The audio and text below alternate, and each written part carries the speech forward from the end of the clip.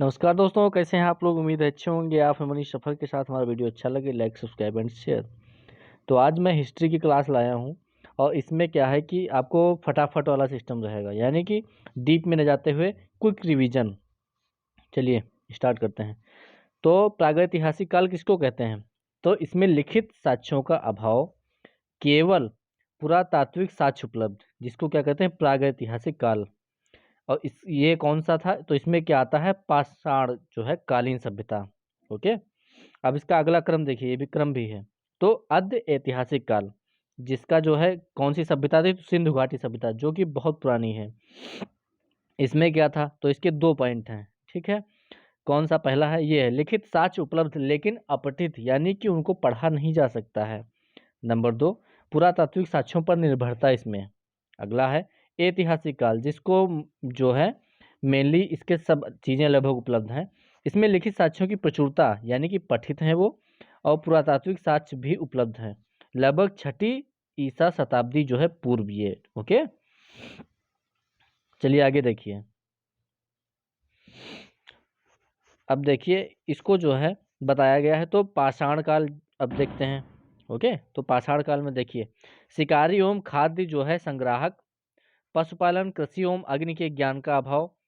इस काल में जो है जो संबद्ध थे, तो प्रथम हस्तकुठार, यानी कि लकड़ी की जो कुढ़ाई, 1863 ईस्वी में पल्लव वरम, यानी कि मद्रास में जो है रॉबर्ट ब्रूस फुट को प्राप्त हुआ था। अब इसी से अगला पॉइंट लगता हुआ जैसे है मध्य पाषाण काल, पूर्व पाषाण काल, उच्च पाषाण काल। तो चलिए ये भी देख लेते हैं। पूर्व पाषाण काल में क्रोड उपकरण में जैसे क्या था विशेषताएं इसकी? हस्तकुठार, खंडक, विदारणी, ठीक है। मध्य पाषाण काल में क्या है? तो फलक है, उपकरण, यानी कि क्वार्टाइज जो चट्टानें होती थी उनसे काट के जो पत्थर बनते थे उससे निर्मित होता था ये फलक, ठीक है। एक प्रकार का जो है ये औजार था। उच्च पाषाण काल में तो दक्षिणी एवं खुरचनी, जो कि आजकल खुरपा आपने देखा होगा गांव में होता है, उससे मिलता जुलता है।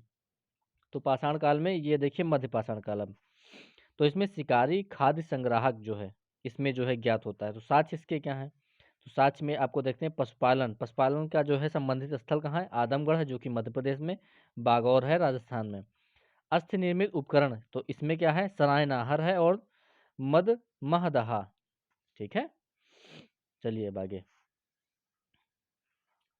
नवपाषाण काल अब देखते हैं। ये नवपाषाण काल, तो खाद्यान्नों का सर्वप्रथम उत्पादन, आग का प्रयोग, इसमें जो है बहुत ही महत्वपूर्ण उपलब्धि रही इन लोगों की। ओके, तो चलिए स्टार्ट करते हैं। तो कहाँ से? तो लहुरा देव, ये कहाँ पे है? इसमें चावल का जो है साक्ष्य जो है पाया गया है, प्राचीनतम सबसे साक्ष्य। लहुरा देव कहाँ पे है? तो अपने भारत में, प्यारे से भारत में इसके साक्ष्य मिले। मेहरगढ़, जो कि अब प्रेजेंट टाइम पे पाकिस्तान में है, यहाँ पे क्या मिला? तो यहाँ पे गेहूं का प्राचीनतम साक्ष्य मिला। गुफ कराल, ये भी भारत में है, यहाँ से कृषि का जो है और पशुपालन का साक्ष्य मिला। अगला है बुर्ज होम, ये आपका यहाँ से क्या मिलता है? तो यहाँ से कुत्ते का कंकाल, मानव का कंकाल, गर्त आवास। अगला है राख के टीले कहाँ कहाँ मिले हैं? तो कहाँ मिले हैं? Sanganakallu, Piklihal, Utnur. Okay, so important, आप इसको ध्यान में रखना। क्विक रिवीजन ये चल रहा है। अब जैसे कि बताया इसमें परीक्षा की दृष्टि से, तो परीक्षा की दृष्टि से क्या है? तो ये देखते हैं। जैसे स्थल है दमदमा, ये एक ही कब्र में 3 जो कंकाल थे उनको इसमें पाया गया दमदमा में, इसलिए ये इंपॉर्टेंट है। जैसे क्वेश्चन बन सकता है एक ही कब्र में 3 कंकाल कहाँ से पाए गए? तो ये दमदमा से पाए गए। आदमगढ़, तो ये आदमगढ़ जो था आपका मध्य पाषाण काल के अंतिम चरण में, मध्य पाषाण काल के अंतिम चरण में पशुपालन यहाँ से मिलता है। मेहरगढ़, मेहरगढ़ जो है प्राचीनतम अस्थाई जीवन का प्रमाण, पाषाण संस्कृति से लेकर सिंधु घाटी सभ्यता तक के अवशेष यहाँ से मिलते हैं। हथनौरा, जो हथनौरा है आपका भारत में मानव का सर्वप्रथम, नर्मदापुरम, यानी कि जो होशंगाबाद और नर्मदापुरम है वहाँ पे। भीमबेटका की गुफाएं, तो ये आप जानते हैं मध्य प्रदेश में है, जो कि प्रागैतिहासिक चित्रकला, यानी कि उसकी शैली की जो है अनोखी एक जो है चित्रकला शैली है। अन्य तथ्य में देखते हैं। तो बुर्जहोम की खोज किसने की थी? तो ये जो डॉक्टर थे डी टेरा एवं पीटरसन, इन्होंने की थी। मध्य पाषाण काल, भारत में अस्थिपंजर का सर्वप्रथम जो है इसका साक्ष्य मिलता है। ओके, अब महत्वपूर्ण जैसे कि आपको तथ्य हैं, हड्डी निर्मित मात्र देवी की प्रतिमा प्राप्त हुई तो कहाँ से प्राप्त हुई थी? ये लोहंदा नाला क्षेत्र जो कि बेलन घाटी में है। ओके, बेलन घाटी। अब ये है बृहद पाषाण काल स्मारक की पहचान की गई तो मृतकों के दफनाने के स्थान से। राष्ट्रीय मानव संग्रहालय स्थित कहाँ पे? भोपाल में। गौरिक मृदभांड पात्र का नामकरण हुआ तो हस्तिनापुर में। अगला है भारतीय पुरातत्व से संबंधित तथ्य, तो 1861 भारतीय जो है पुरातत्व के जनक अलेक्जेंडर कनिंघम भारत में सर्वप्रथम पुरातत्व सर्वेक्षक के जो है नियुक्त हुए। अगला है 1863 भारत में जो पाषाणकालीन सभ्यता का अनुसंधान प्रारंभ हुआ। 1871 पुरातत्व सर्वेक्षण सरकार के एक विभाग के रूप में गठित हो गया था। ओके,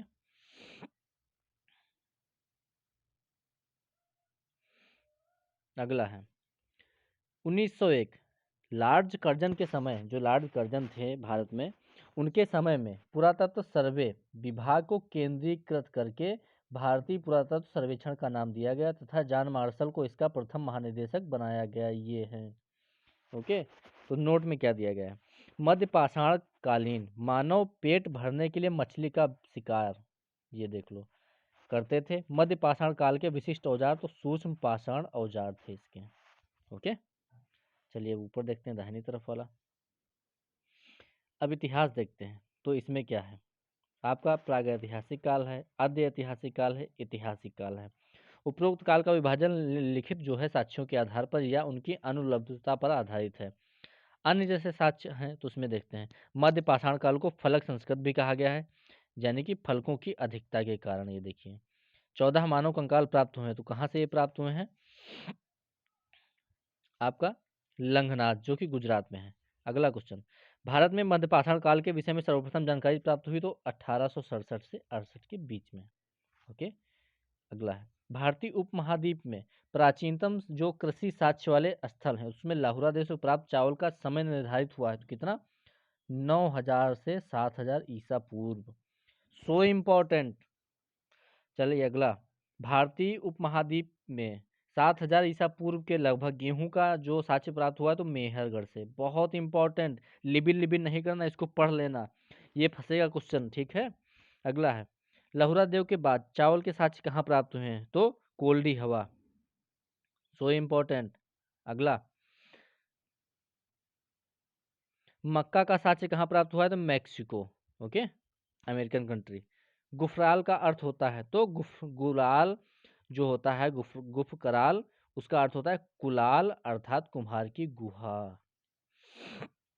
भारतीय उपमहाद्वीप देखते हैं, जैसे लहुरा देव भारत में, मेहरगढ़ पाकिस्तान में। महाद्वीप उपमहाद्वीप और महाद्वीप में अंतर होता है। ठीक है, यहाँ से क्या हुआ? चावल का प्राचीनतम साक्ष्य, यहाँ से गेहूं का प्राचीनतम साक्ष्य प्राप्त हुआ है। ओके, देखना इसमें क्या है तो ये 9000 से 7000 ईसा पूर्व तक के और ये 7000 ईसा पूर्व। ओके, चलिए अगला है सैंधव सभ्यता एवं संस्कृति। तो परिचय, इस सभ्यता का के लिए साधारणतः 3 नाम हैं: सिंधु घाटी सभ्यता, सिंधु घाटी सभ्यता का की सभ्यता, सिंधु घाटी की सभ्यता और हड़प्पा सभ्यता। ये सबसे इम्पोर्टेंट है इसमें। ओके, पिग्गट महोदय का इसमें जो है कथन है एक, कैसे हड़प्पा एवं मोहनजोदड़ो एक विस्तृत साम्राज्य की जुड़वा राजधानियां हैं। जॉन मार्शल क्या कहते हैं? चलिए इनको साहब को देखते हैं। अकॉर्डिंग टू जॉन मार्शल क्या है तो सर्वप्रथम इस सभ्यता को सिंधु सभ्यता का नाम दिया गया है। अब इनको देखते हैं। 2300 ईसा पूर्व से 1700 ईसा पूर्व सर्वाधिक मान्य तिथि यही है। रेडियो कार्बन 14 यानी C14 की पद्धति द्वारा इसका निर्धारण हुआ है, जो कि कैसे कब पता चलता है तो ये 2300 से 1700। अब चलिए देखते हैं 2300 से 1700 ईसा पूर्व। ये देखिए इस सभ्यता के विकास की पराकाष्ठा का समय था। ये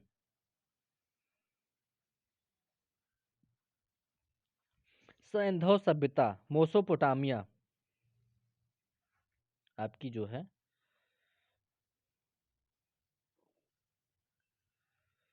मेसोपोटामिया जो है ये है और मिस्र ये। ठीक है, तो इसकी सभ्यता मिस्र की सभ्यताओं की समकालीन थी, यानी कि जो उनके जो जहाँ जब पिरामिड वगैरह थे बने उसी समय की सभ्यता है। सैंधव सभ्यता विस्तार क्षेत्र इसका देखते हैं। चलिए, तो पाकिस्तान में कहाँ है? बलूचिस्तान, पंजाब, सिंध। ओके, भारत में कहाँ कहाँ है? भारत में सो इम्पोर्टेंट, नंबर 1 पंजाब में, नंबर 2 गुजरात, नंबर 3 जो है राजस्थान, नंबर 4 हरियाणा, नंबर 5 जो है UP, number 6 Jammu, number 7 Maharashtra का नंबर है। Okay, so important. सिंधु सभ्यता के विस्तार का आकार त्रिभुजाकार है। कैसे? तो उत्तर में मांडा और सुत को गेंडोर, ये पश्चिम में आपका है, ये इधर है, और ये पूर्व में आलमगीरपुर। अब दक्षिण में कौन सा है? तो दैमाबाद। ओके, चलिए देखते हैं। तो स्थल और उत्खननकर्ता या खोजकर्ता या सर्वेक्षक, तो हड़प्पा की खोज किसने की थी? दयाराम साहनी ने की थी, ये देखना। मोहनजोदड़ो किसने की थी?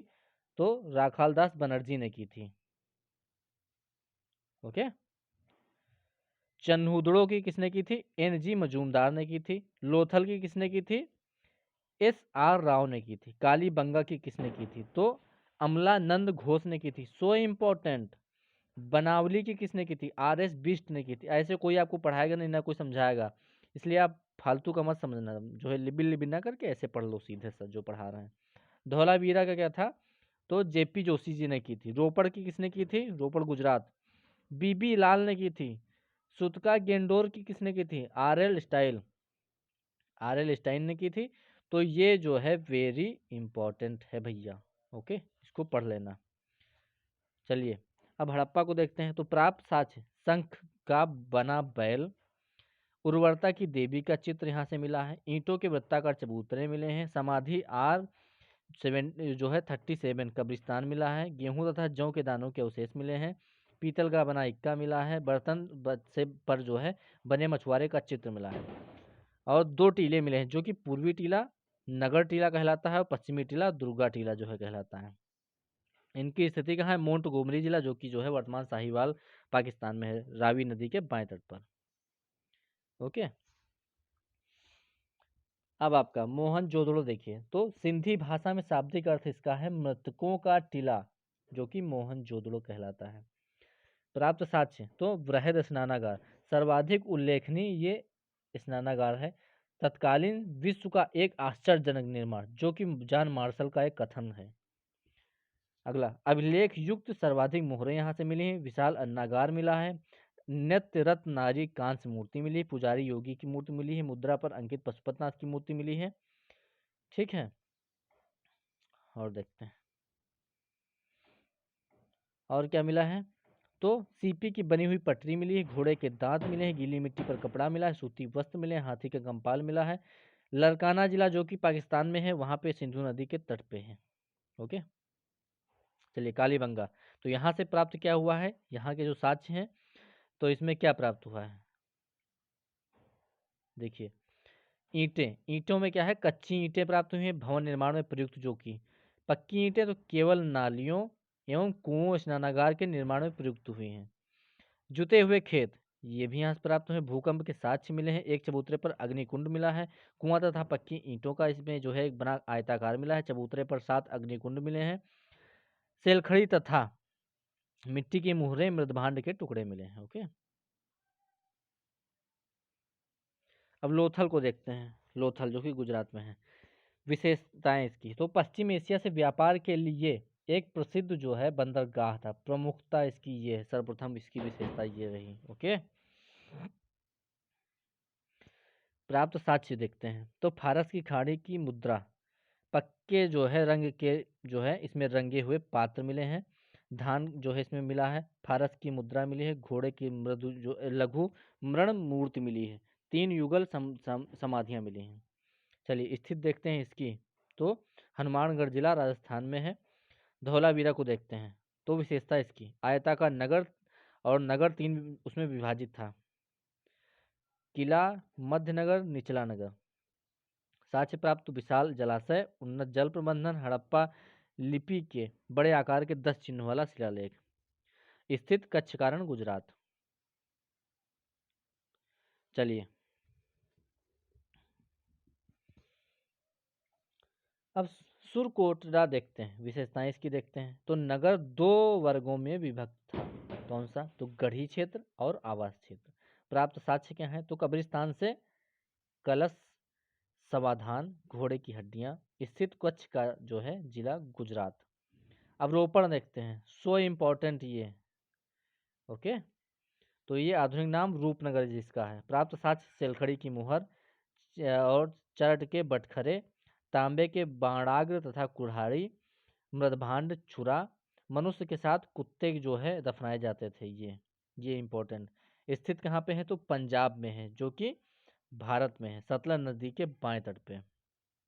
महत्वपूर्ण, अब देखते हैं महत्वपूर्ण तथ्य देखते हैं।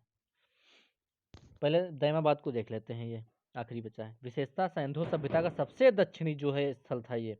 सैंधव सभ्यता जो है आप जो है देखना, तो उसका सबसे दक्षिणी ये था। प्राप्त स्थल क्या, इससे साक्ष्य क्या है?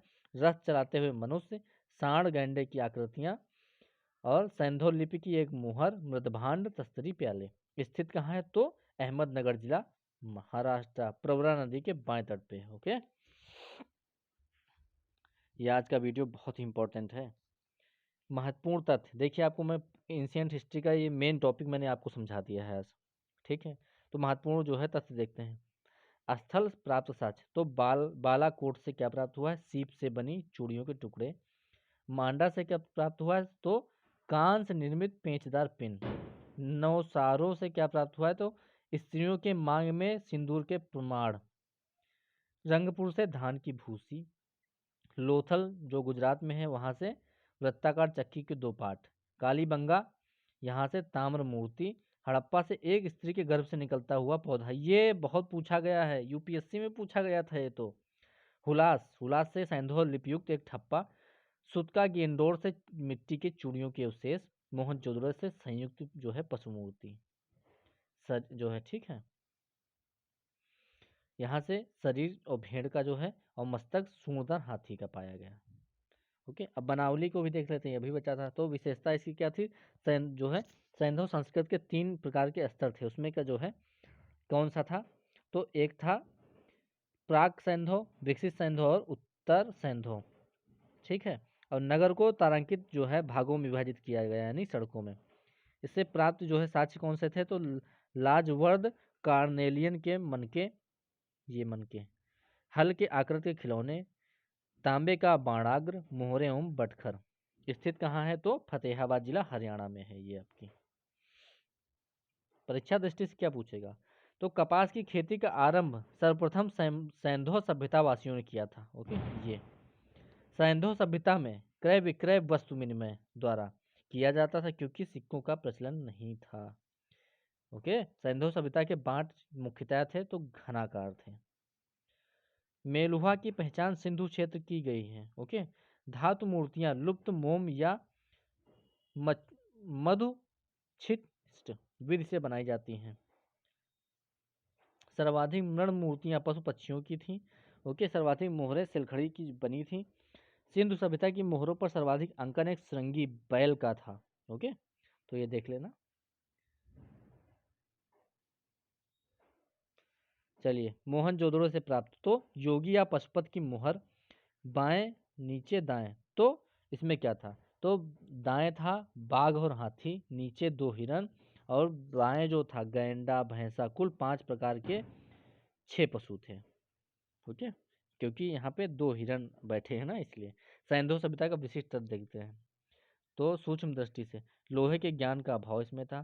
स्वर्ण, चांदी, तांबा एवं कांसे की जानकारी इनको थी। हाथी से 40 चाकों का प्रयोग था। मूर्ति पूजा का प्रचलन था।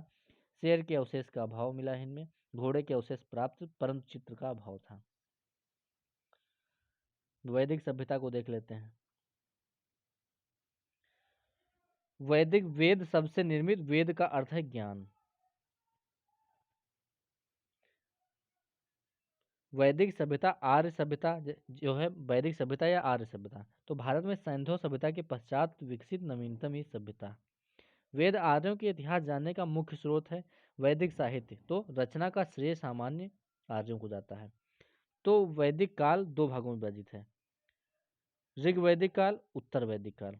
तो 1500 से 1000 ईसा पूर्व इसको ऋग वैदिक काल कहते हैं, और उत्तर वैदिक काल 1000 से 600 ईसा पूर्व। So important.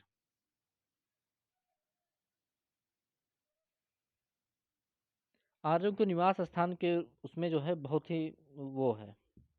तो चलिए देख लेते हैं किसने क्या कहा।